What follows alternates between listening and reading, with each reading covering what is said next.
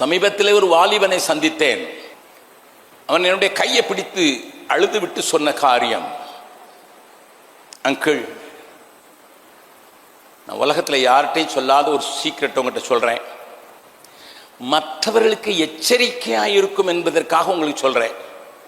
என் பேரையோ ஊரையோ சொல்லாமல் நீங்கள் சொல்லலாம். நான் சொன்னேன், சரிப்பா சொல்லு. என்ன சொன்னான் தெரியுமா? I have spoiled the life of 40 girls.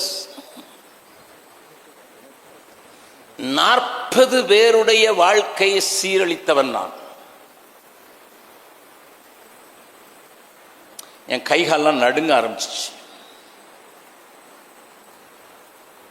உங்களுக்கு தெரியும், வெளிய உலகத்துக்கு தெரியாது. I spoiled 40 young people.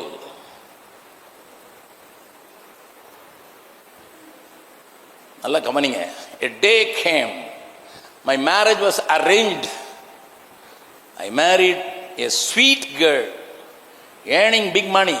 பெரிய பணம் சம்பாதிக்கிற ஒரு பணக்காரியை, நல்ல மகளை, அழகானவளை, அழகாக பழகக்கூடியவளை எனக்கு திருமணத்திற்கு பேசி என்னுடைய பேரண்ட்ஸுடைய இன்ஃப்ளூயன்ஸில் திருமணம் செய்து விட்டார்கள். நானும் அவளும் கூடி வரும் முன்னதாக நான் அவளிடத்தில் ஒரு கேள்வி கேட்டேன். என்னை இருதயபூர்வமாக நீ ஏற்றுக்கொண்டிருக்கிறாயா?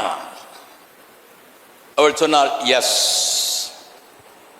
என்னை குறித்த விவரங்களை நான் சொல்வேன் என்றால் நீ ஏற்றுக்கொள்வாயா? அவள் சொன்னா, உங்களை குறித்து எனக்கு பாதி விவரம் முன்னாலே தெரியும்.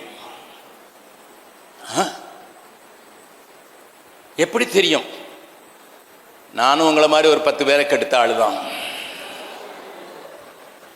அப்போ அந்த பையன் சொல்றான் என்கிட்ட, ஆண்டவர் எனக்கு நியாய தீர்ப்புக்கெல்லாம் வெயிட் பண்ண வேண்டாம், இப்பமே கொடுத்துட்டாரு.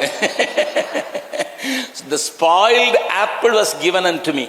ஏவாள் ஃப்ரெஷ்ஷா படிச்சு கொடுத்தா, ஆனா என் மனைவியோ அழுகினதையே கடிக்க கொடுக்குறா.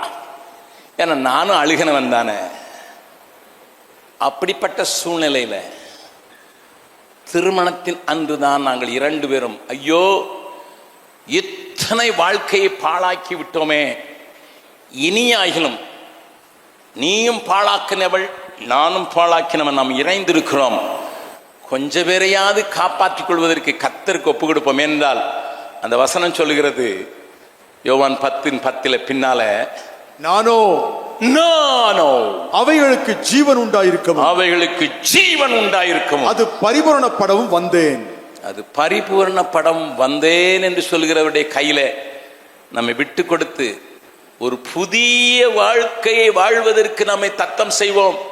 நம்முடைய நோக்கமெல்லாம் இனி எப்படியாயிலும் மற்றவருடைய வாழ்க்கையை எப்படியாயிலும் கட்டிவிட வேண்டும் என்கிற நோக்கமாக மாற வேண்டும் என்று அன்று இரவிலே முழு இரவும் நாங்கள் 2 பேரும் ஓ என்று அழுது எங்களுடைய காரியங்களை எல்லாம் கர்த்தரிடத்தில் சொல்லி எங்களை ஒரு புது ஜீவனுக்கு ஒப்பு கொடுத்தோம். இப்பொழுது சிலருக்கு நாங்கள் உதவி செய்வதற்கு கர்த்தர் எங்களை உபயோகப்படுத்தி வருகிறார். பாவியன் மீது ஏன் இந்த அன்பு ஒன்றும் புரியலையே, சித்தம் என் மீது வைத்திட்ட பின்பும் வாழ தெரியலையே, இன்னும் வாழ தெரியலையே. தேவனே ஜீவனே, தேவனே என் ஜீவனே, இயேசுவே வழி சத்தியமே, தேவனே என் ஜீவனே, இயேசுவே வழி சத்தியமே.